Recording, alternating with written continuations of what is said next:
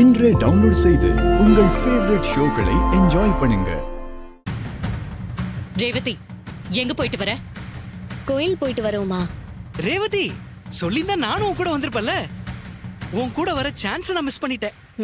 நீ வராம இருக்கறதா நல்லது. அம்மா, நம்ம வீட்ல வரலட்சுமி நோன்பு கொண்டாடலாமா? வர வெள்ளிக்கிழமை வரலட்சுமி நோன்பு வருது. என்ன திடீர்னு வரலட்சுமி நோம்பெல்லாம் கொண்டாடணும்னு சொல்ற? நம்ம வீட்ல அதெல்லாம் செஞ்சதே இல்லையே. அக்கா, உனக்கு எதுவும் புரியலையா? வரலட்சுமி நோன்பு இருந்தா புருஷன் பொண்டாட்டிக்குள்ள எந்த பிரச்சனையும் வராம ஒன்னா சந்தோஷமா இருப்பாங்களாம். அதுக்காக தான் இந்த நோன்பு இருக்கணும்னு சொல்றா.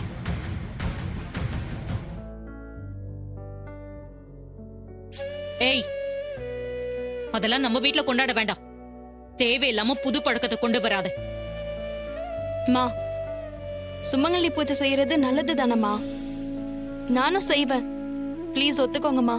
அதெல்லாம் ஒண்ணு வேண்டாம். நான் சொல்றத கேளுங்க. ரேவதி, இனிமே நான் ஜாகிங் போகும்போது நீ என் கூட வரணும். இல்ல, நான் வரல. என்ன டிஸ்டர்ப் பண்ணாத. நோ ரேவதி, நீ வந்துதான் ஆகணும்.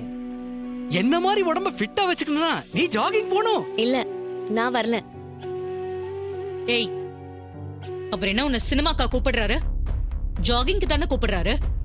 போயிட்டு வா.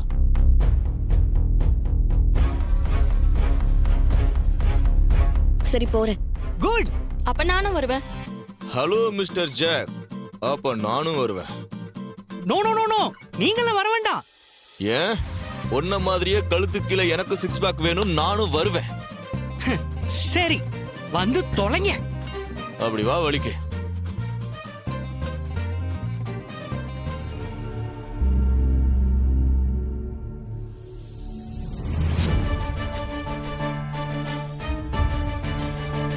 மாப்பிள்ள, ஒரு விஷயம் தெரியுமா?